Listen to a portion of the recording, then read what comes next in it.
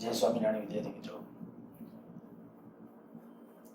Last લેક્ચરમાં આપણે discussion કરતા હતા ભૂચુંબકત્વ, પૃથ્વીનું ચુંબકત્વ કેના કારણે છે એનું ડિસ્કશન કરેલું હતું. એક વખત બહુ ઝડપથી પાછું ડિસ્કશન કરી જાઉં છું. સૌથી પહેલા મેં જે શરૂ કરેલું હતું ત્યારે આપણે કીધું કે પૃથ્વીની અંદર અક્ષાંશ કેને કહેવાય, રેખાંશ કેને કહેવાય. તો અક્ષાંશ એટલે આડી રેખા આપણે આવું કીધું હતું. અક્ષાંશ ક્યાંથી ક્યાં સુધી હોય તો કે 0 થી 90 ઉપરના ઉત્તર અક્ષાંશ કહેવાય અને નીચેના દક્ષિણ અક્ષાંશ કહેવાય. એવી રીતે રેખાંશની વાત આવે તો રેખાંશ અહીંથી આપણે આમ કીધું હતું કે ઊભી રેખા એટલે રેખાંશ. તો રેખાંશ છે આવી રીતે અહીંથી આમ 180 સુધી આ બાજુના પૂર્વ રેખાંશ કહેવાય, આ બાજુના પશ્ચિમ રેખાંશ કહેવાય. આપણે ડિસ્કશન કરી ગયા હતા. પૃથ્વી જે અક્ષને અનુલક્ષીને પરિભ્રમણ કરે છે એ અક્ષ એટલે આપણી ભૌગોલિક અક્ષ. પણ પૃથ્વીને પોતાનું ચુંબકત્વ છે. શું કામ ચુંબકત્વ છે એનું ડિસ્કશન આપણે કરેલું હતું કે ભાઈ પૃથ્વીના જે આઉટર કોર, ઇનર કોર જે 1200 કિલોમીટર જેટલો વિસ્તાર છે એને બાદ કરતા 2200 કિલોમીટરનો બીજો એના પછીનો જે વિસ્તાર આવે એને આઉટર કોર કીધું. તો ત્યાં રહેલી કેટલીક ચુંબકીય ખનિજો જે લાવા ફોર્મની અંદર છે, પીગળેલ અવસ્થાની અંદર છે અને પરિણામે કે એના રોટેશનને કારણે પૃથ્વીનું ચુંબકત્વ છે. આપણે ત્યારે વાત કરી હતી કે ચુંબકત્વ કેટલા ક્રમનું 10⁻⁵ ટેસ્લાના ક્રમનું છે. તો એ ચુંબકીય છે. હા, એની મેગ્નેટિક મોમેન્ટ કેટલી હોય તો એની મેગ્નેટિક મોમેન્ટ પણ મેં ત્યારે લખેલી હતી m બરાબર 8×10⁻22 એમ્પિયર મીટર સ્ક્વેર છે. મીન્સ કે આની અંદર એક મહાકાય રાક્ષસી કદનો ગજ્યો ચુંબક જો એનું ઇમેજિનેશન કરીએ તો એની ચુંબકીય ચાર્જ માત્રા છે આપણે આના વડે આપી શકાય છે. અચ્છા, હવે જ્યારે આપણે કીધું કે પૃથ્વી આ પોતે આ અક્ષને અનુલક્ષીને પરિભ્રમણ કરે છે ત્યારે એની અંદર જે વિદ્યુત ભારો પણ ગતિ કરશે. અંદર રહેલા મીન્સ કે જે ચુંબકીય ખનિજો છે એ ગતિ કરશે. પરિણામે આપણે કહી શકાય પ્રવાહ ગાળાઓ રચાશે અને એ પ્રવાહ ગાળાઓને પરિણામે મળતું ચુંબકત્વ એવી રીતે મળે છે જાણે કે આ એક ગજ્યો ચુંબક જેની મોમેન્ટ આટલી હોય અને એના વડે જેટલું મળે તેટલું. આ જે નોર્થ પોલ અને સાઉથ પોલ, આને આપણે કીધું તો ચુંબકીય દક્ષિણ, ચુંબકીય ઉત્તર, ચુંબકીય દક્ષિણ, ભૌગોલિક ઉત્તર, ભૌગોલિક દક્ષિણ. ચુંબકીય ઉત્તર ધ્રુવ ક્યાં છે? ઉત્તર કેનેડામાં. અને એના મેં અક્ષાંશ રેખાંશ પણ ત્યાં આપણે લખેલા હતા. અક્ષાંશ રેખાંશ, ઓકે, આના અક્ષાંશ રેખાંશ આપણે ત્યાં ઉલ્લેખ કરેલા છે. અને એ રીતે આપણે કહ્યું કે ભાઈ જ્યાં એન્ટાર્કટિક મહાસાગરમાં આપણે કહી શકાય કે અંદર ગજિયા ચુંબકનો એન ધ્રુવ, મીન્સ કે ભૌગોલિક દક્ષિણ ધ્રુવ. ગજિયા ચુંબકનો વિચારો છો તો એન ધ્રુવ, કાલ્પનિક ગજિયો ચુંબક. અને આ કહીએ તો આપણે કહીએ એસ ધ્રુવ કે ભૌગોલિક ચુંબકીય દક્ષિણ ધ્રુવ. તો એના અક્ષાંશ રેખાંશ છે એ આપણે અહીં લખેલા છે. ત્યાર પછી આપણે ડિસ્કશન કરતા હતા અને મેં કીધું ભૂચુંબકીય પ્રાચલો, 3 પ્રાચલો આપણે સમજવાના હતા. 3 પ્રાચલોની અંદર એક આપણે વાત કરી હતી ડેક્લિનેશન. મેગ્નેટિક ડેક્લિનેશન કેને કહેવાય? તો ડેક્લિનેશન સમજવા માટે બે શબ્દો, એક ભૌગોલિક ધ્રુવતલ અને બીજું ચુંબકીય ધ્રુવતલ. ઇંગ્લિશમાં શબ્દો પણ આપણે યાદ રાખશું, જીઓગ્રાફિકલ મેરિડિયન અને મેગ્નેટિક મેરિડિયન. જીઓગ્રાફિકલ મેરિડિયન કેને કહેવાય? તો ત્યારે આપણે ડિસ્કશનમાં આવું કીધું કે જ્યારે આજે ભૌગોલિક અક્ષ છે તે અને ત્યાંથી પસાર થતું રેખાંશ વૃત્ત, એનાથી જે સમતલ બને, આ જે રેખાંશ વૃત્ત આમ હશે, આનું રેખાંશ વૃત્ત આમ હશે, આનું રેખાંશ વૃત્ત આમ હશે, તો એનાથી જે સમતલો બને એ બધા સમતલો છે એને આપણે શું કહી શકાય? તો એ સમતલોને આપણે નામ આપી શકશું એના ભૌગોલિક ધ્રુવતલ. ત્યાર પછી કહીએ તો ચુંબકીય ધ્રુવતલ કેને કહેશું? તો ચુંબકીય ધ્રુવતલ એટલે શું? તો કે જે ગજ્યો ચુંબક છે એની જે ચુંબકીય અક્ષ છે એ ચુંબકીય અક્ષ અને પૃથ્વીના કોઈ પણ સ્થળે પસાર થતી ચુંબકીય ક્ષેત્ર રેખા, એ ચુંબકીય ક્ષેત્ર રેખા એનાથી જે સમતલ બનશે એ સમતલને આપણે નામ આપશું, શું નામ આપશું? ચુંબકીય ધ્રુવતલ અથવા તો મેગ્નેટિક મેરિડિયન. જ્યારે ગજ્યો ચુંબક કે મુખ્ય રીતે પરિભ્રમણ કરી શકે એવી રીતે ગોઠવીએ ત્યારે હંમેશા ગજ્યો ચુંબકીય અથવા ચુંબકીય સોય ગોઠવાશે કયા સમતલમાં ગોઠવાશે? તો ત્યારે આપણે કહી શકીએ ભાઈ મેગ્નેટિક મેરિડિયનમાં જ ગોઠવાશે. હું તમને એમ કહું ભાઈ એકદમ હલકા પાતળા દોરા વડે આપણે કહી શકાય કે ગજિયા ચુંબકને દાખલા તરીકે કોઈ દ્રઢ આધાર પરથી લટકાવો તો એ આમ સ્થિર રહ્યો એટલે સમજી લેવાનો મેગ્નેટિક મેરિડિયન આમ હશે, અથવા બીજા અર્થમાં કે ત્યાં ચુંબકીય ક્ષેત્ર રેખા કે આવી રીતે હશે, કાં તો આમ હશે કાં તો આમ હશે, ડિપેન્ડ્સ. આ ઉત્તર ધ્રુવ આમ હશે, ચુંબકીય ક્ષેત્ર રેખા આમ હશે, એ આપણે નક્કી કરી શકાય. અચ્છા, આનું ચુંબકીય ક્ષેત્ર કેવી રીતે હોય તો એ સમજવા માટે કે આપણે આ રીતે આમ આકૃતિ આમ વિચારેલી હતી, આ રીતે આમ તમારે સમજવું. હવે જો પરિસ્થિતિને અનુરૂપ જુદા જુદા બિંદુ પાસે જ્યારે આપણે કે ચુંબકીય ક્ષેત્રનું મૂલ્ય, દાખલા તરીકે હું તમને કહું ભાઈ આ બિંદુ પાસે ચુંબકીય ક્ષેત્ર, આ બિંદુએ ચુંબકીય ક્ષેત્ર, આયા ચુંબકીય ક્ષેત્ર, તો કે ચુંબકીય ક્ષેત્રનું મૂલ્ય કેમ અને કેટલું હશે જો એ નક્કી કરવું હોય તો આ જાણે કે પૃથ્વી પાસે આ જે ગજ્યો ચુંબક છે પડેલો છે, આ કહીએ તો એની વિષુવ રેખા કહેવાય અને આ એની અક્ષ પરનું બિંદુ કહેવાય. એ અક્ષ અને વિષુવ રેખા પરના જે સૂત્રો છે એ સૂત્રનો ઉપયોગ કરી અને ચુંબકીય ક્ષેત્ર મેળવી શકો. અચ્છા, આયા કોઈ જગ્યાએ મેળવવું હોય તો એ પણ મેં તમને શીખવાડેલું હતું. ગજ્યો ચુંબક અથવા તો પહેલા ચેપ્ટર વખતે વિદ્યુત ડાયપોલ થીટા કોણે r અંતરે હોય તો એનું સૂત્ર હતું. એ જ સૂત્ર પાછું અહીંયા એપ્લિકેબલ છે અને અહીંયા આપણે કોઈ પણ બિંદુ પાસે તમારે એનું ચુંબકીય ક્ષેત્ર નક્કી કરવું હોય તો નક્કી કરી શકાય છે. અચ્છા, હવે આગળની ટર્મિનોલોજીની અંદર આપણે આગળ વધવું છે. Magnetic deep angle. આ બહુ સરળ છે. આ શબ્દો ખાસ સમજવામાં ધ્યાન રાખવાનું. અને ડેક્લિનેશનની મેં વાત કરી ત્યારે આપણે કીધું કે વિષુવવૃત્ત પાસે અથવા આપણે કે ખરેખર ભૌગોલિક ભૌગોલિક વિષુવવૃત્ત પાસે થી આમ જેમ તમે વધતા અક્ષાંશ તરફ આમ આગળ વધો, વધતા અક્ષાંશ તરફ આમ બંને બાજુ, એમ ડેક્લિનેશનનું મૂલ્ય છે ક્રમશઃ રીતે વધતું જાય છે. દિલ્હી અને મુંબઈ પાસે આપણે ડેક્લિનેશન છે એના મૂલ્યો છે એ આપણે ટેક્સ્ટબુકમાં પણ આપેલા છે અને આપણે મૂલ્યો લખેલા છે. અને હવે હું વાત કરવા જાઉં છું મેગ્નેટિક ડીપ એંગલ.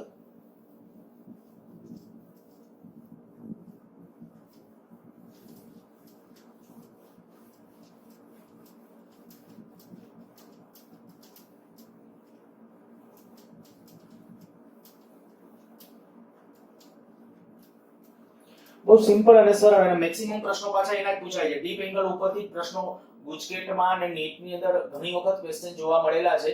તો આપણો બીજો પ્રાચલ એટલે કે મેગ્નેટિક ડીપ એંગલ.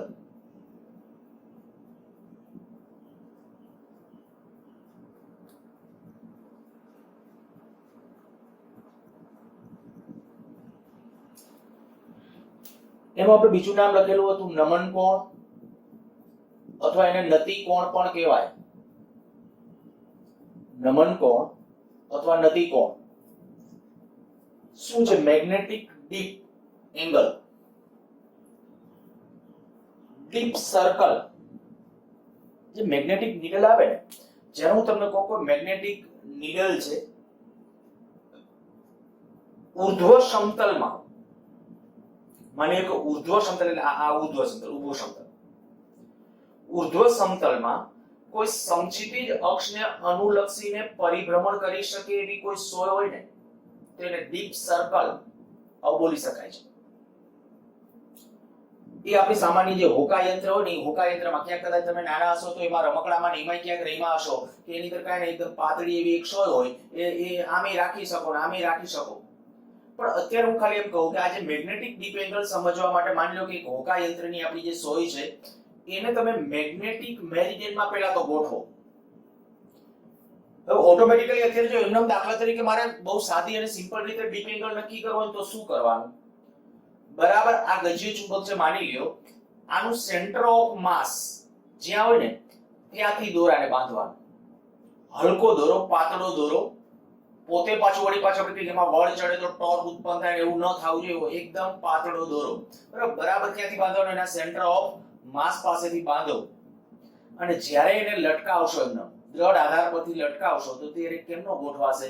તો એ મેં તમને કીધું હતું કે મેગ્નેટિક મેરિડિયનમાં ગોઠવાશે. મેગ્નેટિક મેરિડિયન જેમનું હશે એ બાજુ ગોઠવાશે.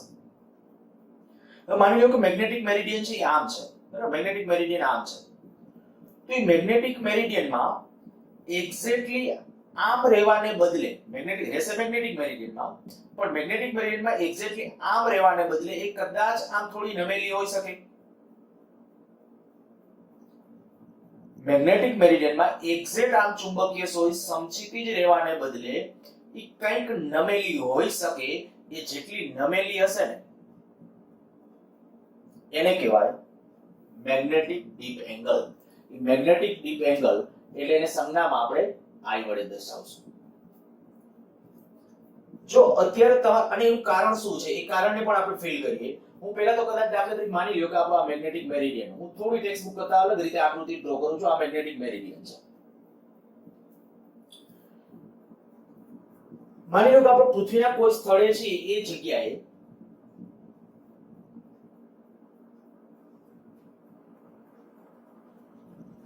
આ પાછળ એક મેં સમતલ ડ્રો કર્યું છે. આ જે છે ને એને કહું છું ડેક્લિનેશન. એટલે ખરેખર તમને અંદાજ આવી ગયો હશે કે હું જે જગ્યાએ પૃથ્વીના જે જગ્યાએ ઊભો છું, માની લો કોઈ પર્ટિક્યુલર આ જગ્યાએ ક્યાંક ઊભો છું, બરાબર? પૃથ્વી ઉપર આ જગ્યાએ ઊભા છે, તો ત્યાં આપણે જીઓગ્રાફિકલ મેરિડિયન અને મેગ્નેટિક મેરિડિયન એ બે વચ્ચે ચોક્કસ એંગલ હશે. એ જે એંગલ હોય એને શું કહેવાય? ડેક્લિનેશન. માની લો આ અત્યારે લંબ છે એવું નહીં, ડેક્લિનેશન નાનો હોય પ્રમાણમાં 11 12 અંશ 15 અંશ આવો હોઈ શકે. પણ આપણે જે અને હા આ જે આ આપણું સમતલ કયું કહું છું? ભૌગોલિક ધ્રુવતલ.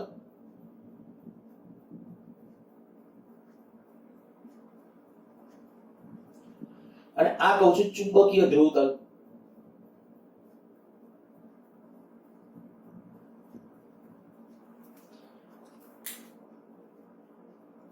પરિસ્થિતિ આયા શું હતી? જ્યારે આપણે આ દાખલા તરીકે આ જે છે આ બિંદુ પાસે વિચારો, આ ભૌગોલિક ધ્રુવતલ છે, આ ચુંબકીય ધ્રુવતલ છે. એ બે વચ્ચે જે એંગલ બને એને શું કહેવાય? ડેક્લિનેશન. પૃથ્વીના કોઈ એક સ્થળે ડેક્લિનેશન કદાચ એટલો હોઈ શકે. તો અત્યારે મેં ડેક્લિનેશન છે ડી, પણ જુદા જુદા જગ્યાએ જુદો જુદો હોય. બરાબર? આ તો ખાલી અહીંયા અત્યારે આપણે જાણે કે દ્વિપરિમાણમાં આકૃતિ દોરી છે એટલે તમે આ કહેશો કે આ એંગલ ડેક્લિનેશન કહેવાય. તો કે એક પૃથ્વીના કોઈ એક સ્થળે છે, પૃથ્વીના કોઈ એક સ્થળે છે એક્ઝેક્ટલી આ સેન્ટર પાસે હું વિચારું તો ત્યાં ડેક્લિનેશન કેટલો કહેવાય? 11.2 જેટલો કહેવાય. પણ જુદા જુદા બિંદુ પાસે ડેક્લિનેશન જુદો હોય અને કયા બે સમતલો વચ્ચે કોણ? તો કે એક આપણે કીધું ભૌગોલિક ધ્રુવતલ અને બીજું ચુંબકીય ધ્રુવતલ. ભૌગોલિક ધ્રુવતલ કેમ નક્કી કરાય? મેં લાસ્ટ લેક્ચરમાં કીધું હતું કે તમે જે જગ્યાએ પૃથ્વીના જે જગ્યાએ ઊભા છો, માની લો કે અહીંયા ઊભા છો, બરાબર, આ જગ્યાએ, તો તરત જ વિચારવાનું ભાઈ અહીંયાથી ઓલું રેખાંશ વૃત્ત છે ને આમ આવશે. જો આમ, કારણ કે રેખાંશ આમ આવશે અને ભૌગોલિક તો આમ છે ને ઈ ક્યુ તલ આવશે. સમજો, આમ ક્યુ તલ આવશે, ભૌગોલિક ધ્રુવતલ. હું ફરીથી બોલું છું, જોજો. ખાલી આપણે કહીએ છીએ રેખાંશ વૃત્ત ક્યાં? આ ક્યાં પૃથ્વી છે, આ અક્ષાંશ લક્ષણ પરિભ્રમણ હું આ જગ્યાએ છું પૃથ્વીના. તો અહીંયા રેખાંશ વૃત્ત આમ હશે. રેખાંશ વૃત્ત અહીંયા કે અહીંયા રેખાંશ 0 કહેવાય, અહીંયા 90 કહેવાય. તો અહીંયા એક રેખાંશ વૃત્ત આમ હશે. ઈ જે એનાથી સમતલ બન્યું એટલે આમ સમતલ. આ સમતલ કયું છે એક્ઝેક્ટલી? ત્યારે એ સમતલ મારે કેવું તો કે ઈ સમતલ છે આપણું ભૌગોલિક ધ્રુવતલ. ઈ ભૌગોલિક ધ્રુવતલ આ જગ્યાએ. અચ્છા, હવે અહીંયા જ્યારે આપણે આ અંદર ગજ્ય ચુંબક પડેલો છે તો હું તમને કહું કે આની ચુંબકીય ક્ષેત્ર રેખા અહીંથી આમ નીકળતી હશે, અહીંથી આમ નીકળતી હશે, અહીંથી આમ જતી હશે. વિચારો, અહીંયા જ્યારે આમ વિચારશો, જોજો આ ચુંબકીય ક્ષેત્ર થોડીક મોજી આગળ ડ્રો કરવાની ટ્રાય કરું તો આવી રીતે આમ જતી હશે. અહીંથી આમ કરીને આમ પાછી આ ચુંબકીય ક્ષેત્ર રેખા છે અહીંયા કંઈક સમસીધી જશે, અહીંયા પછી સમાંતર થઈ ગઈ હશે અને ત્યાંથી પાછી વળી પાછી આમ નમતી જશે અને આમ કે આમ જતી હશે. પણ આ જગ્યાએ જોજો ઈ એક્ઝેક્ટલી પૃથ્વીની સપાટીને સમાંતર છે તો કે ના, એક્ઝેક્ટલી પૃથ્વીની સપાટીને સમાંતર નથી. અને અહીંયા હું કોઈ ચુંબકીય સોય મૂકું, અહીંયા ચુંબકીય સોય મૂકું તો એ ચુંબકીય સોય કેવી રીતે ગોઠવાશે? અને તમે આમ થોડું એક 3D ઇમેજિનેશન કરો, પૃથ્વીમાં ગજ્ય ચુંબક કેવી રીતે છે? મેં લાસ્ટ લેક્ચરમાં તમને આ કીધું હતું કે આ જે અત્યારે આમ પરિભ્રમણ છે ને, તો આ અત્યારે દાખલા તરીકે જો બીજું કઈ ન વિચારો, ખાલી અત્યારે કે આ આપણી ભૌગોલિક ઉત્તર દક્ષિણ, આ ભૌગોલિક ઉત્તર દક્ષિણ છે. તો આ જે ચુંબકીય ઉત્તર દક્ષિણ છે એ શું એક્ઝેક્ટલી આમ છે? તો કે ના, એક્ઝેક્ટલી નહીં, પણ આ બાજુ થોડો ભાગ આમ છે, આવી રીતે આમ છે ક્રોસમાં, બરાબર? આ જો આવી રીતે આમ કહું છું, આ ભૌગોલિક ઉત્તર દક્ષિણ. તો આ જે પરિસ્થિતિ આમ થોડો ક્રોસમાં છે આ પાર્ટ. તો અહીં તમે જોઈ શકો અહીંથી જે ચુંબકીય ક્ષેત્ર રેખા નીકળશે, બરાબર? અહીંથી જે ચુંબકીય, હવે અહીંથી આમ જ્યારે ચુંબકીય ક્ષેત્ર રેખા અહીંથી આમ પસાર થતી હશે ત્યારે વિચાર કરો છો ઈ જે એંગલ બનાવશે, ક્યાં? અહીંથી આ જે ક્ષેત્ર રેખા જશે, ઈ જે સમતલ બનશે, ઈ સમતલ આમ હશે. ઈ કયું સમતલ હશે? Magnetic meridian. અહીંથી ક્ષેત્ર રેખા જે અહીંથી આમ નીકળી અને ક્ષેત્ર રેખા અહીંથી આમ ગઈ, તો ઈ જે બનાવશે મેગ્નેટિક મેરિડિયન હશે. ઈ મેગ્નેટિક મેરિડિયન આમ છે અને ઓલું મેરિડિયન આપણું કેવું હતું? ભૌગોલિક મેરિડિયન, ઈ આમ હતું. તો ઈ બે વચ્ચે જે એંગલ બનશે એ આપણો એંગલ કયો છે? ડેક્લિનેશન. ખાસ ધ્યાન રાખજો, જુદા જુદા સ્થાને ડેક્લિનેશન જુદો જુદો હોય. અચ્છા, ચાલો, આ આપણું કીધું ભૌગોલિક ધ્રુવતલ છે, આ ચુંબકીય ધ્રુવતલ છે. હવે જ્યારે હું ગજ્ય ચુંબકીય ને આ ચુંબકીય ધ્રુવતલ અથવા કંઈક આ રીતે આમ લટકાવું છું ત્યારે શું ચુંબકીય ધ્રુવતલમાં એક્ઝેક્ટ આમ હશે? તો કે ના, જરૂર નથી. એ કદાચ આમ નમેલ હોઈ શકે, થોડું આમ અથવા આમ હોઈ શકે, બરાબર? પણ હશે એ મેગ્નેટિક મેરિડિયન. અને એનું કારણ શું વિચારો. દાખલા તરીકે હું આ જગ્યાએ પૃથ્વીની આ સપાટીએ છું, હવે વિચારજો, નહીં તો ડેક્લિનેશન નહીં ખબર પડે. આ જગ્યાએ છું હું, આયા ચુંબકીય સોય રાખીશ. આટલી બધી લાંબી આ પૃથ્વીની સાપેક્ષ તમે કહેશો આવડી ચુંબકીય સોય, એટલે આ ખાલી સમજવા માટેની વાત છે. પૃથ્વી અતિ વિશાળ છે ત્યારે એ જગ્યાએ આપણે અહીંયા હું ચુંબકીય સોય રાખીશ તો ચુંબકીય ક્ષેત્ર રેખા ત્યાં કેવી રીતે હશે? ચુંબકીય ક્ષેત્ર રેખા આવી રીતે આમ હશે. તો અહીંયા આપણે કહી શકીએ આ જગ્યાએ ચુંબકીય ક્ષેત્રને સમાંતર ચુંબકીય સોય ગોઠવાય એટલે આમ ગોઠવાશે તો એ પૃથ્વીની સપાટીને એક્ઝેક્ટ સમાંતર હશે એટલે નમેલી નહીં હોય. પણ વિચાર કરવો જોઈએ કે આ જે છે ચુંબકીય સોય અથવા ઉત્તર ધ્રુવ છે, ગજીય ચુંબક છે એનો ઉત્તર ધ્રુવ છે, અહીંયા ઉત્તર ધ્રુવ છે, આ દક્ષિણ ધ્રુવ છે. આને મેં અહીંયા રાખ્યું તો આમ રહેશે, તો આ પૃથ્વીની જે સમક્ષિતિજ સપાટી છે એને સમાંતર કહેવાય કે કેવાય? તો કે સમાંતર કહેવાય. પણ અહીંયા આવી જાવ આ જગ્યાએ, જો અહીંયા આવી જશો તો હું અહીંયા કદાચ આમ તો આ ગજીય ચુંબક આ પૃથ્વીની સપાટીને આમ રાખવાનો ટ્રાય કરીશ, આમ રહેશે? તો કે ના, કારણ કે ક્ષેત્ર કેમ છે, ક્ષેત્ર રેખાઓ આમ છે તો એને સમાંતર કે આમ ગોઠવાશે ગજીય ચુંબક. યાદ રાખજો, ગજીય ચુંબક કે આ રીતે ગોઠવાશે તો જુઓ જોઈએ આ કેટલી નમેલી કહેવાય સોય? તો કે 90 અંશના કોણે. અહીંયા આપણે પૃથ્વીની સપાટીને સમાંતર છે, પણ અહીંથી આમ જતા જાય, આમ જતા જાય, આમ જતા જશો એટલે આમ થતો જશે, આમ ઉત્તર ધ્રુવ આમ નમતો જશે, અહીંયા પહોંચો એટલે ઉત્તર ધ્રુવ એક્ઝેક્ટલી આમ થઈ જશે. તો સમક્ષિતિજ સાથે, પૃથ્વીની સમક્ષિતિજ સપાટી સાથે જેટલી આમ સોય નમેલી હોય એને કહેવાય એનો એંગલ ઓફ ડીપ અથવા ડીપ એંગલ. ખાસ શબ્દ યાદ રાખજો, એંગલ ઓફ ડીપ કેટલો હોઈ શકે? 90. હા, આ બાજુના ડીપ એંગલ ધન ગણો તો આ બાજુના ઋણ ગણવાનો. નીટમાં લગભગ ગયા નહીં આગલા વર્ષ કે ગયા વર્ષમાં એક ક્વેશ્ચન હતો આવો કઈ કે આયા કે ચુંબકીય વિષુવવૃત્ત પાસેથી આમ આગળ જઈએ વધતા અક્ષાંશ તરફ ઉપર તરફ જઈએ, જો ઉત્તર ગોળાર્ધમાં જઈએ આને ઉત્તર ગોળાર્ધ કહેવાય અને આને દક્ષિણ ગોળાર્ધ કહેવાય. જો ઉત્તર ગોળાર્ધમાં જઈએ તો ડીપ સર્કલ ધન એંગલ ઓફ ડીપ આપશે, આ બાજુ જાવ તો ઋણ એંગલ ઓફ ડીપ આપશે. એંગલ ઓફ ડીપ અથવા મેગ્નેટિક ડીપ એંગલ બધું એક જ છે, એંગલ ઓફ ડીપ અથવા મેગ્નેટિક ડીપ એંગલ. બરાબર, અહીંયા જે હું તમને કહું કે અહીંયા દાખલા તરીકે આપણે ચુંબકીય સોય આમ રાખેલી હતી, ત્યાંથી આમ જતા રહ્યા, આમ જતા રહ્યા, ચુંબકીય સોય ક્ષેત્રને સમાંતર જ રહેશે એટલે આમ નમતી જશે, નમતી જશે, નમતી જશે, અહીંયા પહોંચો એટલે આમ થઈ ગઈ તો આ એંગલ ઓફ ડીપ 90. પણ અહીંયા તમે જોઈ શકશો કે આપણા ગજિયા ચુંબકનો કયો ધ્રુવ? એન ધ્રુવ આમ હશે, કારણ કે આ અંદર જે પૃથ્વીની અંદર કદાચ રાક્ષસી કદનું ચુંબક વિચારે તો અંદર કયો ધ્રુવ છે? એસ છે. બરાબર, તો અહીંયા આપણો આ એન ધ્રુવ છે. પણ અહીંયા નહીં, અને હું એમ કહું ચુંબકીય સોયને હું અહીંથી આમ કરીને અહીંથી આમ લેતો જાવ, અહીંથી આમ લેતો જાવ તો અહીંયા હશે તો કે આ જગ્યાએ જ્યારે વિચારો તો આ જગ્યાએ દક્ષિણ ધ્રુવ આમ રહેશે, ઉત્તર ધ્રુવ આમ રહેશે. અહીંયા ડીપ સર્કલ 90 નો જ એંગલ બતાવો, ચુંબકીય સોય છે 90 ના કોણે નમેલી હશે. ટૂંકમાં તમને કહો મેક્સિમમ એંગલ ઓફ ડીપ ક્યાં પૂછાયેલ ક્વેશ્ચન છે ગુજકેટની અંદર. મેક્સિમમ એંગલ ઓફ ડીપ કેટલો? 90. કઈ જગ્યાએ? ચુંબકીય ધ્રુવો પાસે, ભૌગોલિક ધ્રુવો નહીં. હું ફરીથી બોલું, લખાવો તો એ વિધાન તમારી રીતે લખજો. કઈ જગ્યાએ એંગલ ઓફ ડીપ મેક્સિમમ હશે? ચુંબકીય ધ્રુવો પાસે. અચ્છા, કઈ જગ્યાએ એંગલ ઓફ ડીપ મિનિમમ હશે? તો કે ચુંબકીય વિષુવવૃત્ત, ભૌગોલિક વિષુવવૃત્ત પાસે નહીં, ચુંબકીય વિષુવવૃત્ત. અચ્છા, ભૌગોલિક વિષુવવૃત્ત પાસે જોવા જાવ તો એંગલ ઓફ ડીપ પ્લસ હશે કે માઈનસ?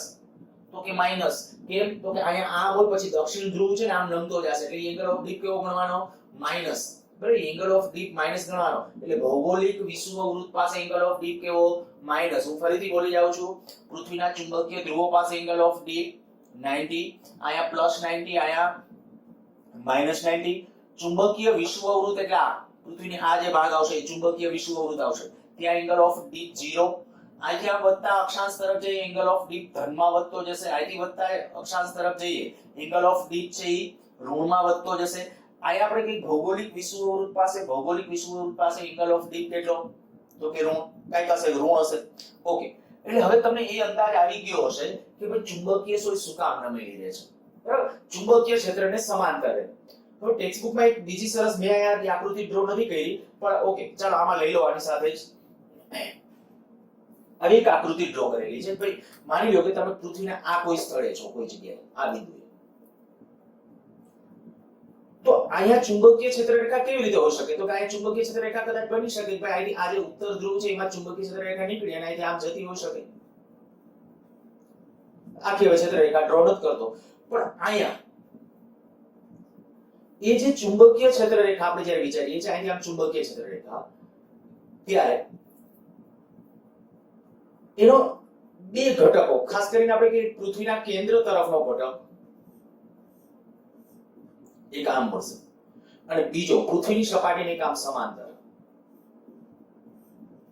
અને ઈ બેનો જે પરિણામી હશે ને એ આમ હશે. કારણ કે આ જગ્યાનું પરિણામી ચુંબકીય ક્ષેત્ર આમ કહેવાય ક્યુ અહીંથી આજે ખરેખર ક્ષેત્રરેખા પસાર થતી હશે ને ક્ષેત્રરેખાનું ખરેખર જો નમન વિચારશો ને તો એ નમન કંઈક આવી રીતે આમ જ દર્શાવતું હશે કે નમન કંઈક એવી રીતે દર્શાવશે એ ગજિયા ચુંબકની જેમ જ છે ઓર બધું ગજિયા ચુંબકની જેમ તો અહીંયા તમે એમ કહી શકશો કે પરિણામી ચુંબકીય ક્ષેત્ર જે આવશે એના બે ઘટકો એક સમક્ષિતિજ ઘટક અને બીજો લંબ ઘટક. લંબ ઘટક કેમનો હોય? પૃથ્વીના કેન્દ્ર તરફ. આવી એક આકૃતિ ટેક્સ્ટ બુકમાં ડ્રો કરેલી છે. ઓકે, હવે હું તમને આયા પાછળ લઈ જાઉં છું કે ભાઈ આપણું આ મેગ્નેટિક મેરિડિયન છે. આ મેગ્નેટિક મેરિડિયન એમાં મેં ચુંબકીય સોય રાખી. ઈ ચુંબકીય સોય કઈ નમેલી રહેશે આમ. ઈ જેટલી નમેલી રહેશે ને આ યાદ રાખજો. આ એંગલ I કહું છું જ્યાં I શું છે? Angle of deep. D શું છે? દિગ્પાત કોણ અથવા ડેક્લિનેશન એંગલ અથવા દિગ્પાત કોણ.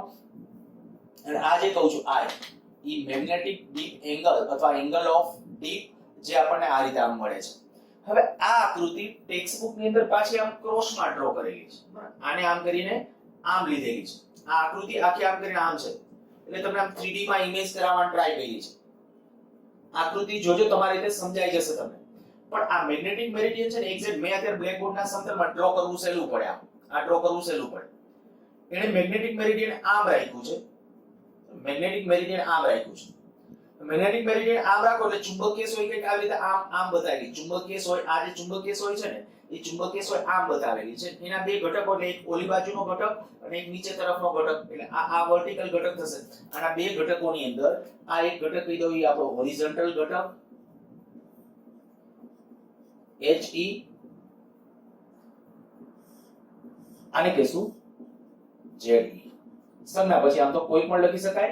ઘણી બુકોની અંદર B અને H વડે પણ દર્શાવાય છે. એટલે MCQ સોલ્વ કરતા હશો તો ત્યારે આપણે કહી શકાય અહીંયા આપણે કીધું આને B વડે પણ નહીં, આને વર્ટિકલ લંબ ઘટક એટલે V વડે અને આ જે સમક્ષિતિજ એટલે H વડે અથવા B વડે. H અથવા B વડે ગમે એના વડે દર્શાવાય છે. મેં કીધું એ પ્રમાણે H અથવા B વડે. ઓકે, જો આના અનુસંધાનમાં પેલા હજી આ એકવાર ટેક્સ્ટબુકની આકૃતિની વાત કરતો હતો. ટેક્સ્ટબુકની આકૃતિની અંદર શું કીધું કે ભાઈ આ આખું અત્યારે માની લ્યો કે હું 3D પરિસ્થિતિ વિચારતો હોઉં. 3D પરિસ્થિતિ આ મેગ્નેટિક મેરિડિયન છે ને આમ કરી નાખું. મેગ્નેટિક મેરિડિયન આમ. હવે આમાં જ્યારે ડ્રો કરેલું દેખાય એટલે આમાં આ તો અત્યારે આમ હું કે આમ કરું છું એક્ટિંગ, પણ આમાં ડ્રો કરવું હોય તો આ જાણે કે આમ વહી જશે એવું દેખાશે તમને. અને આ જે છે ને ઈ દાખલા તરીકે અહીંયા દર્શાવેલો હોય આ બાજુ પણ એક સમજો તો આમ જ કે ભાઈ આપણો આ જે દાખલા તરીકે આ મેગ્નેટિક મેરિડિયન છે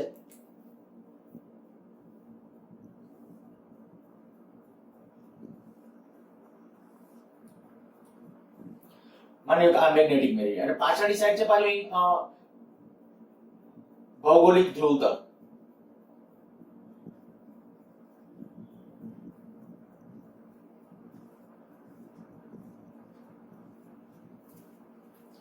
આ જેટલી આમ આ સમતલમાં નમેલી હશે એને કહું છું એંગલ ઓફ ડીપ અને આ થશે ઈ ડેક્લિનેશન. બરાબર, ખ્યાલ આવી ગયો છે મેં કેવી રીતે ડ્રો કરેલું છે. અચ્છા, હવે અહીંયા આવી જાઓ. આપણા ઘટકો પારવાની આમાં સહેલા પડશે. તમે આ આકૃતિ ડ્રો કરજો અને જો પૂછે એટલે લગભગ મોટાભાગે પ્રશ્નો માટે જ ખાસ કામનું છે. આ MCQ માટે ડીપ એંગલ વાળી થિયરીની ડાયરેક્ટલી પૂછતા નથી. પૂછે તો ટેક્સ્ટ બુકની આકૃતિ ડ્રો કરવા સજેશન કરું છું.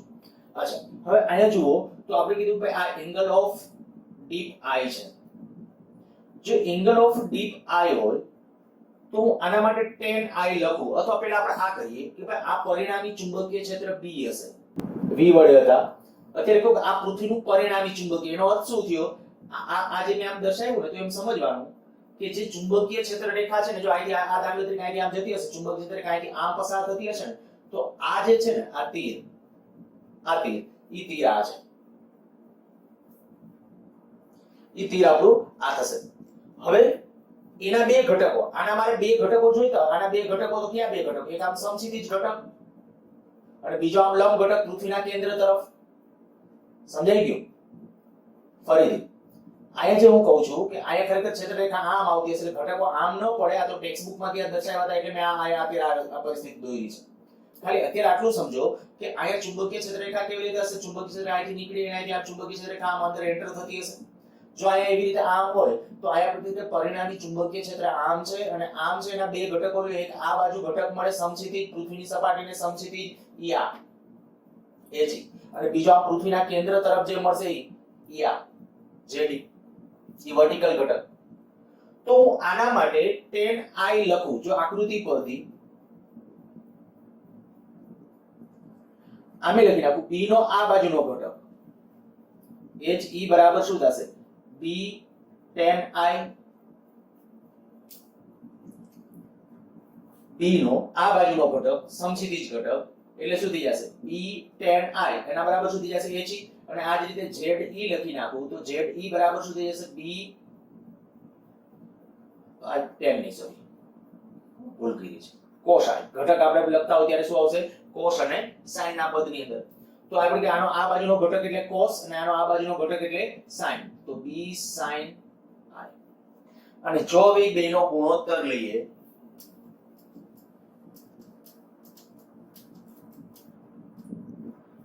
આ બંનેનો ગુણોત્તર લઈ લઈએ તો ગુણોત્તર લેશું એટલે આપણે થઈ જશે આના છેદમાં આ લખું છું ZE HE BB કેન્સલ થઈ જશે અને પરિણામી શું આવશે tan I. તો પૃથ્વીના કોઈ પણ સ્થળે જો તમારે એંગલ ઓફ ડીપ નક્કી કરવો હોય તો એંગલ ઓફ ડીપ શોધવાનું સૂત્ર શું તો એંગલ ઓફ ડીપ એટલે થઈ જશે આપણે કહી શકાય કે ZE HE ZE એટલે કયો વર્ટિકલ ઘટક અને HE એટલે કયો સમક્ષિતિજ ઘટક બરાબર. ઓકે ZE વર્ટિકલ ઘટક HE કયો સમક્ષિતિજ ઘટક. જો બે ઘટકો તમે જાણો છો તો એંગલ ઓફ ડીપ મળે. હવે આવા કેટલાક ક્વેશ્ચન પરીક્ષામાં આપણે પૂછશું ગુજકેટની અંદર કેટલી વખત આવા પ્રશ્નો પૂછ્યા છે. સીધો તમને કહું ચાલો આ વિષુવ અવૃત્ત પાસે વિચારો આ જગ્યાએ તો વિષુવ અવૃત્ત પાસે એંગલ ઓફ ડીપ કેટલો તો એંગલ ઓફ ડીપ આયા કેટલો 0. શું કામ 0 તો કે આયા છે ને સમક્ષિતિજ ઘટક જ હોય વર્ટિકલ ઘટક હોય જ નહીં કારણ કે ચુંબકીય ક્ષેત્ર આમ હશે ચુંબકીય ક્ષેત્ર રેખા આવી રીતે આમ નીકળતી હશે તો આયા આ ઘટક હશે જ નહીં પરિણામે કહી શકાય વર્ટિકલ ઘટક નથી ZE બરાબર 0 તો કહી શકાય એંગલ ઓફ ડીપ I બરાબર કેટલું થઈ જશે 0. અચ્છા આવા પ્રશ્નો પૂછવામાં આવે તો લખો હોય તો તમારે તે એકાદો લખજો કે પૃથ્વીના કોઈ સ્થળે તેના સમક્ષિતિજ ઘટક કરતા તેનો વર્ટિકલ ઘટક બમણો છે તો તે સ્થાને એંગલ ઓફ ડીપ કેટલો આવડે છે આના કરતા બમણો હોય ZE તો સીધું કહી શકશો tan I બરાબર 2 અર્થાત કે I બરાબર શું થઈ ગયું tan ઇન્વર્સ 2 તો એ થઈ જશે એનો એંગલ ઓફ ડીપ. બીજું જો આ ડાયરેક્ટલી સૂત્રો પણ કામ આવી શકે તમને એંગલ ઓફ ડીપ આપી દીધું હોય બરાબર એંગલ ઓફ ડીપ આપી દીધો હોય અને સમક્ષિતિજ ઘટક આપ્યો હોય એંગલ ઓફ ડીપ આપ્યો હોય સમક્ષિતિજ ઘટક એમ કે પૃથ્વીના તે સ્થળે ચુંબકીય ક્ષેત્ર કેટલું હશે તો આનો ઉપયોગ. પછી તમને પૃથ્વીનું ચુંબકીય ક્ષેત્ર આપી દીધું છે એંગલ ઓફ ડીપ આપી દીધો હોય અને સમક્ષિતિજ ઘટક પૂછે આવડવું જોઈએ. ખાસ કહું છું હું આ એક એક ક્વેશ્ચન ની લખાવતો નથી અને બધા ગુજકેટ લેવલના ક્વેશ્ચન ગણાય. શું પૂછી શકાય એંગલ ઓફ ડીપ આપ્યો હોય સમક્ષિતિજ ઘટક આપ્યો હોય બી પૂછે એટલે પરિણામી ચુંબકીય ક્ષેત્ર છે. માની લો કે પરિણામી ચુંબકીય ક્ષેત્ર આપ્યું છે એંગલ ઓફ ડીપ આપ્યો છે હોરિઝોન્ટલ ઘટક એટલે કે સમક્ષિતિજ ઘટક કે વર્ટિકલ ઘટક ગમે એ પૂછી શકે અથવા આપણે આ બે ઘટકો આપી દીધા હોય તો એંગલ ઓફ ડીપ પૂછી શકે. તો આનો કોઈ પણનો ઉપયોગ કરીને ટૂંકમાં આપણે આપણી જરૂરિયાત મુજબનું મૂલ્ય છે એ મેળવી શકો છો. બીજું આ મારે આનું પરિણામી મૂલ્ય જો આમ લખવું હોય તો આમ પણ હું લખી જ શકું. આ બે માટે આપણે આવું કરીએ કે ભાઈ b બરાબર √HE² + ZE². કારણ કે આ બે પરસ્પર લંબ છે એ લંબનું પરિણામી તમારે ગણવું હોય તો એ લંબનું પરિણામી હંમેશા આપણે આ રીતે લખી શકાય છે. તો આયા કરે આ મુદ્દાની અંદર છે ને એકી સાથે બે બાબતોની ચર્ચા થઈ ગઈ. એક એંગલ ઓફ ડીપ અથવા મેગ્નેટિક ડીપ એંગલ અને સાથે એનો ઘટક. પહેલા એંગલ ઓફ ડીપ સમજાયું કેને કહેવાય.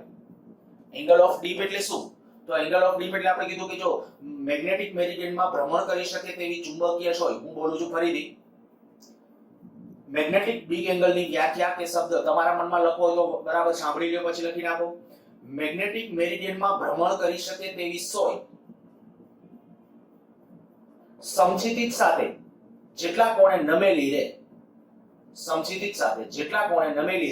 તેને તે સ્થળનો મેગ્નેટિક ડીપ એંગલ કહે છે. ફરીથી એકવાર રિપીટ કરી જાઉં છું. મેગ્નેટિક મેરિડિયનમાં ભ્રમણ કરી શકે તેવી સોય મેગ્નેટિક મેરિડિયનમાં સમક્ષિતિજ અક્ષને અનુલક્ષે. હા ભ્રમણ પાછું બીજી કોઈ અક્ષને અનુલક્ષે નહીં.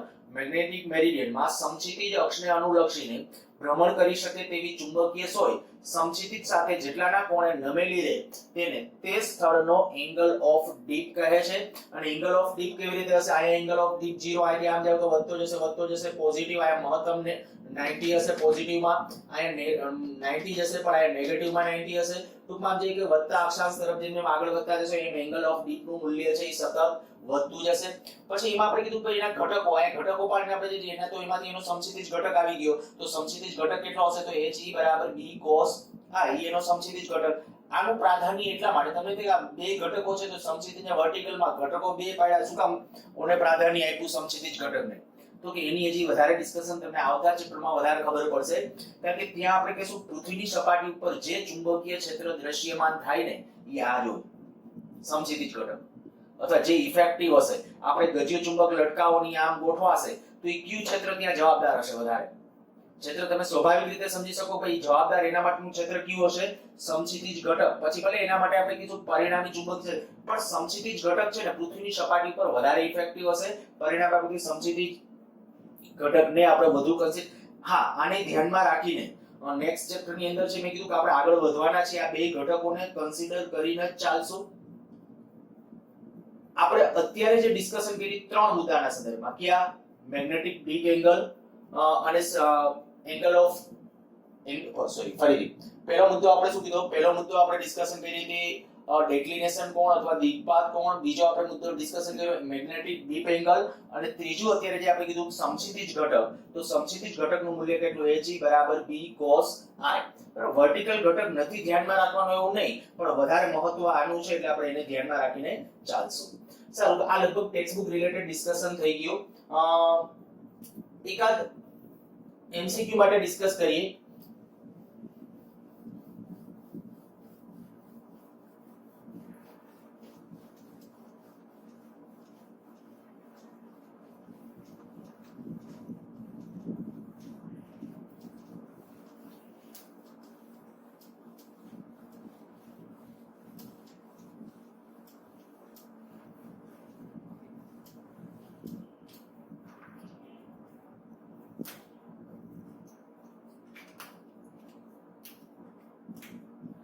ધારી લો કે આ મેગ્નેટિક મેરિડિયન છે. આ કહું છું મેગ્નેટિક મેરિડિયન.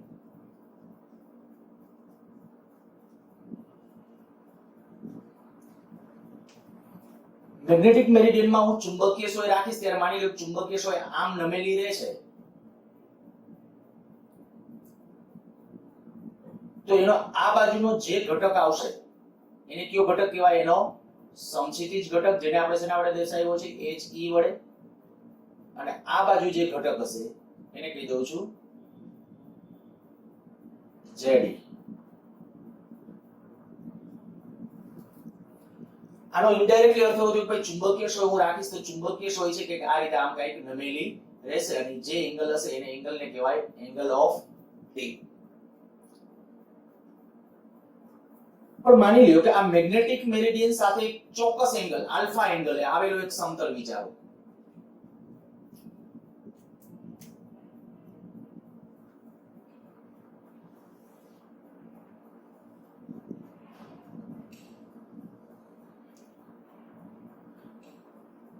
આ એંગલ કહું છું આલ્ફા. આ એક બીજું સમતલ, હું આને બીજું કોઈ એવું નથી કહેતો કે ભાઈ ભૌગોલિક ધ્રુવતલ છે કે એવું કાંઈ નહીં, પણ આમ કહું છું મેગ્નેટિક મેરિડિયન સાથે આલ્ફા કોણે આવેલું એક બીજું સમતલ છે. આપણે હમણાં મેં તમને સમજાવ્યું એ મુજબ દાખલા તરીકે આ મેગ્નેટિક મેરિડિયન છે અને એમાં જો હું ચુંબકીય સોય રાખીશ તો ચુંબકીય સોય એક્ઝેક્ટલી આમ રહેવાને બદલે કંઈક થોડી નમેલી રહેશે, આમ રહેશે અને એને કહેવાય એ સ્થળનો સાચો એંગલ ઓફ ડીપ. અને સાચો એંગલ ઓફ ડીપ કેટલો હોય? તો કે સાચો એંગલ ઓફ ડીપ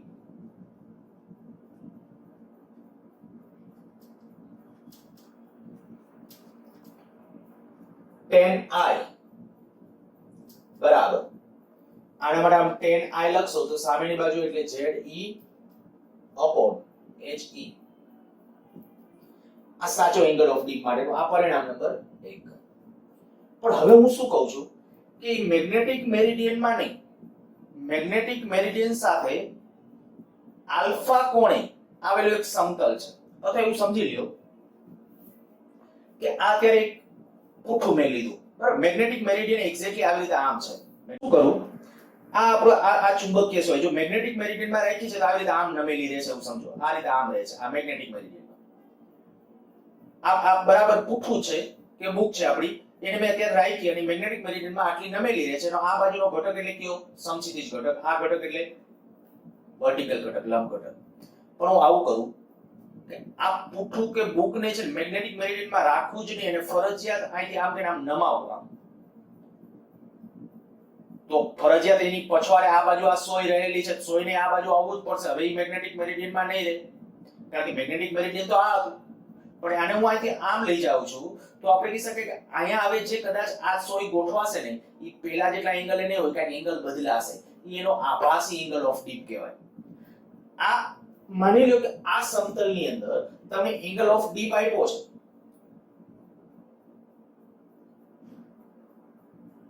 બરાબર? આમાં એંગલ ઓફ ડીપ ઈ તમને દાખલા તરીકે I ડેશ ઈ આભાસી એંગલ ઓફ ડીપ કહું છું. આ આભાસી angle of dip I dash તમને આપી દીધો અને એમ કીધું કે આ સ્થળે સાચો એંગલ ઓફ ડીપ કેટલો, તો હું શું કરું છું, જો આ HE હતું, બરાબર? આ જે મેગ્નેટિક મેરિડિયન હતું ઈ HE આ. હવે એની સાથે આપણે સમતલ આમ લઈએ તો HE નો આ બાજુનો ઘટક કેટલો આવે? HE નો આ બાજુનો ઘટક કહું છું તો HE નો આ બાજુનો ઘટક HE cos alpha, HE cos alpha. આ HE નો આ બાજુનો ઘટક થયો. તો હવે હું એમ કહી શકું આભાસી એંગલ ઓફ ડી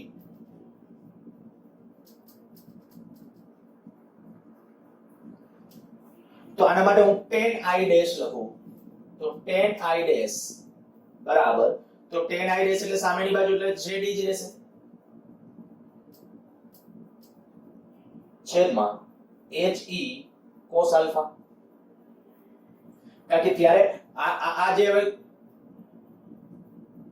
ચોરસ બનશે અથવા તો કઈ કે આપણે કે ચોરસ માટે એના માટે જે આના માટે tan I લખશો, બરાબર? આપણે હમણાં મેં બુક રાખી એ પ્રમાણે તમે સમજી શકશો કે આ એક સમતલ જ છે અને સમતલની અંદર આ બાજુનો ઘટક અને આમ ઘટક ચુંબકીય સોય આમ કંઈક દેખાશે. એંગલ ઓફ ડીપ આભાસી હશે, એ ખોટો હશે. એ આભાસી એંગલ ઓફ ડીપ એટલે tan I ડેશ. અને હવે જો આપણે આવું કરીએ કે આ ZE upon H ના સમીકરણ નંબર 2 કહી દો, આ ZE upon H ને બદલે tan I લખી નાખી તો સમીકરણ 1 પરથી શું આવશે? tan I ડેશ બરાબર ZE upon H એટલે tan I છેદમાં cos આલ્ફા. તો આના ઉપરથી કહી શકશો કે tan I બરાબર cos alpha tan I dash. નીટમાં પૂછાયેલો છે, ગુજકેટમાં લગભગ 2 વાર ક્વેશ્ચન એક પૂછ્યો છે. એકવાર તો આવું સૂત્ર જ પૂછ્યું હતું, એકવાર આવા ડેટા આપી દીધા હતા. જો એક રકમ આ લખી નાખું છું ક્વેશ્ચન. મેગ્નેટિક મેરિડિયન લખું છું, એનો અર્થ શું સમજશું? મેગ્નેટિક મેરિડિયન, બરાબર? મેગ્નેટિક મેરિડિયન સાથે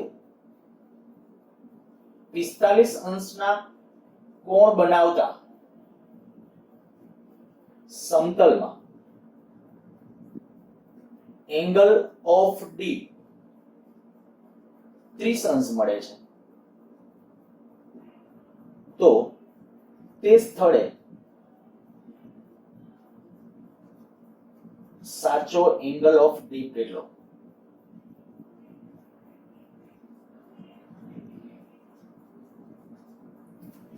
મેગ્નેટિક મેરિડિયન સાથે 45 અંશનો કોણ. તો આ મેગ્નેટિક મેરિડિયન એની સાથે 45 એટલે અહીંયા આલ્ફા છે, તો આનો અર્થ કે આમાં cos આલ્ફા આપ્યું છે. આલ્ફા બરાબર કેટલું? 45 અંશ. અને આભાસી એંગલ એટલે ખોટો એંગલ ઓફ ડીપ કેટલો છે? 30. તો આપણે કહી શકાય સાચો angle of deep tan I બરાબર cos 45 tan 30.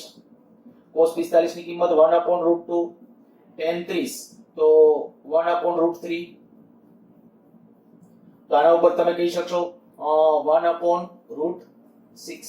આથી જશે આપણો એટલે tan I થયું આ, અને I નું મૂલ્ય નક્કી કર્યું તો I બરાબર tan ઇન્વર્સ 1/√6. આ રીતે જો તમને સાચો એંગલ ઓફ ડીપ આપ્યો હોય તો આભાસી મેળવતા આવડે, આભાસી આપ્યો હોય તો સાચો. ગુજકેટ ની અંદર મને યાદ છે ત્યાં સુધી 2 વખત અને નીટ ની અંદર 1 વખત પ્રશ્ન પૂછેલો છે આના ઉપરથી.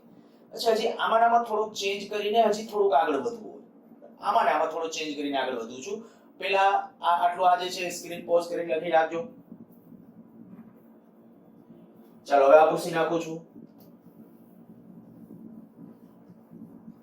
આ સૂત્ર મગજમાં રાખજો. આ સાચો એંગલ ઓફ ટીપ બરાબર cos alpha tan i dash, એટલે જ્યાં i ડેશ શું હતો, આભાસી એંગલ ઓફ ટીપ.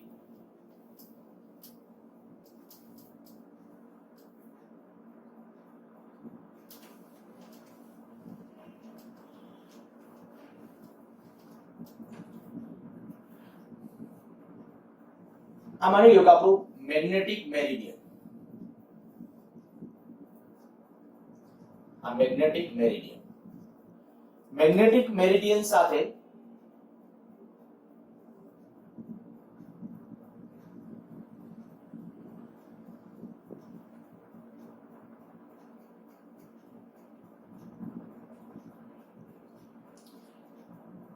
આ બાજુ તમે લોકો આલ્ફા કોણે આવેલું એક સમતલ,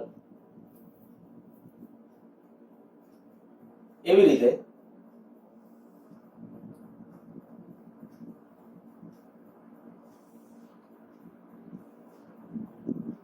આ બાજુ એક બીટા કોણે આવેલું સમતલ.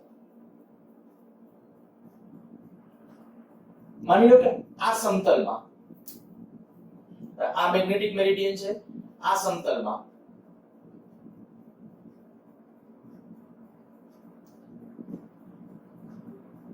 એંગલ ઓફ ડીપ I1 અને આ સમતલમાં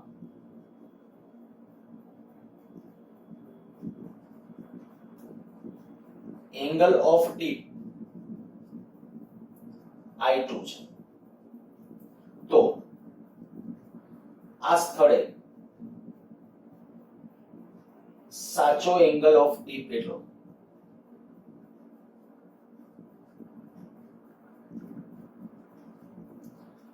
વળી આ કીધી કે આ આપણે આપેલું છે આલ્ફા પ્લસ બીટા બરાબર 90. હવે અર્થ તમે ક્લિયર કરી ગયા છો. માની લો કે આ મેગ્નેટિક મેરિડિયન છે, બરાબર? આ એક્ઝેક્ટલી આ મેગ્નેટિક મેરિડિયન છે. તો એક સમતલ આમ છે અને બીજું સમતલ આમ છે. આમાં એંગલ ઓફ ડીપ આપ્યો છે I1 અને આમાં એંગલ ઓફ ડીપ I2. બે આભાસી ખોટા છે. સાચો એંગલ ઓફ ડીપ તો આમાં જ મળે તમને. તો પહેલા આપણે હમણાં જે સૂત્ર લખ્યું હતું, સાચા એંગલ ઓફ ડીપ નું સૂત્ર શું હતું? સાચા એંગલ ઓફ ડીપ એટલે આવું હતું tan i બરાબર cos alpha tan i dash. તો આપણું આ સૂત્ર હમણાં જે આપણે લખ્યું તે, જો હું આનો સહારો લઉં અત્યારે, tan i બરાબર cos alpha tan i dash. tan i dash એ આભાસી હતો, તો એમ લખું કે આ પહેલું સમતલ, આ બીજું સમતલ. પ્રથમ સમતલ માટે જો આના ઉપરથી સૂત્ર લખું, સાચો angle of deep tan i બરાબર cos alpha into tan i1.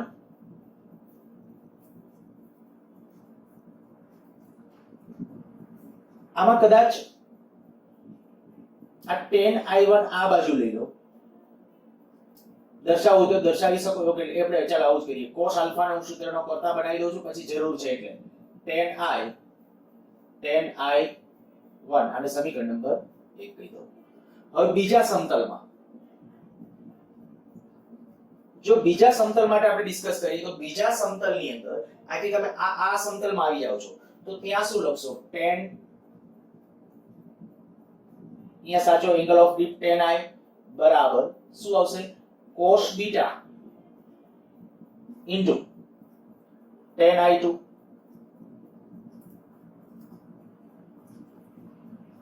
જો આ જે છે તો હવે તમે એમ કહી શકો કે cos બીટા બરાબર શું આવશે? tan i upon tan i2. વળી બીટા બરાબર શું થાય? 90 માઈનસ આલ્ફા. વળી બીટા બરાબર 90 માઈનસ આલ્ફા. તો આ આપણે કઈ cos બીટા, તો cos 90 માઈનસ આલ્ફા, તો આ sin થઈ જશે, આ sin આલ્ફા.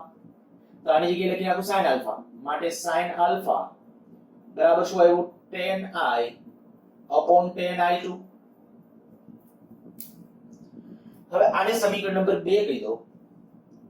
આ સમીકરણ 1 અને 2 બેનો વર્ગ કરી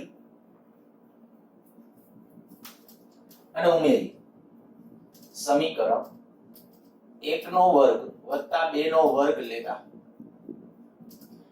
આનો વર્ગ કરશો એટલે cos વર્ગ, આનો વર્ગ એટલે sin વર્ગ, બેનો સરવાળો એટલે 1 બરાબર આ બાજુ શું આવશે tan વર્ગ i upon tan વર્ગ i1 પ્લસ tan વર્ગ i upon tan વર્ગ i2. આવું પરિણામ. અચ્છા એની અંદર આ tan વર્ગ જે છે એને કોમન લઈ લ્યો અને એને આ બાજુ લેતા આવું થઈ ગયું 1 upon tan વર્ગ i બરાબર 1 upon tan વર્ગ i1 પ્લસ 1 upon tan વર્ગ i2. તો આને કોટના પદમાં કારણ કે એનું વ્યસ્ત છે તો કોટ વર્ગ i બરાબર કોટ વર્ગ i1 પ્લસ કોટ વર્ગ i2. જીમાં એક વખત ક્વેશ્ચન પૂછી નાખ્યો તો આ એનો જવાબ છે સીધો. અત્યારે કોટ એના પદની અંદર એના આન્સરો બધા આપ્યા હતા. ખાલી આજ કીધું હતું કે મેગ્નેટિક મેરિડિયન સાથે આલ્ફા કોણ બનાવતા સમતલમાં એંગલ ઓફ ડીપ છે φ1 ત્યારે φ1 કીધું અને આ બાજુ બીટા કોણે ત્યાં આપણે કે φ2 અને બે વચ્ચેનો ખૂણો આ બે વચ્ચે બેના સરવાળો એ 90 આપ્યો હતો. તો પછી કીધું તે સ્થળે સાચો એંગલ ઓફ ડીપ કેટલો, તો સાચો એંગલ ઓફ ડીપ i હોય તો એ વચ્ચેનો ત્રણેયનો સંબંધ દર્શાવતું સૂત્ર એ આ થશે. એટલે ત્યારનો આપણો ઓપ્શન થયો એ આ છે. તો આજે આજનું ડિસ્કશન હતું આપણે કહી શકાય ભાઈ એંગલ ઓફ ડીપ ને એના સંદર્ભમાં. હવે આના રિલેટેડ કેટલાક એમસીક્યુ બુક્સ ની અંદર છે ખાસ સોલ્વ કરજો એંગલ ઓફ ડીપ રિલેટેડ.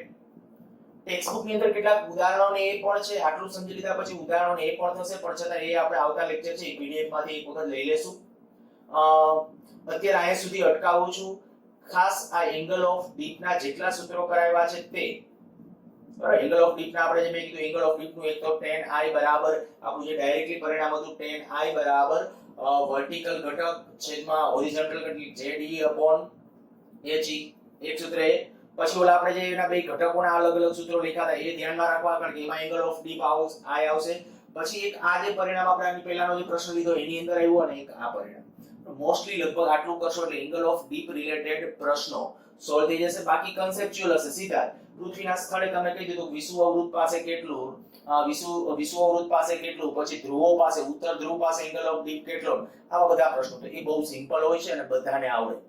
તો જે તે રેફરન્સ બુક તમારા પાસે અવેલેબલ હોય એની અંદરથી આ ડીપ એંગલ ને રિલેટેડ કેટલાક એમસીક્યુ કાઢી અને સોલ્વ કરજો. તમારાથી 60 થી 70% આરામથી કદાચ એમએમ સોલ્વ થઈ જશે.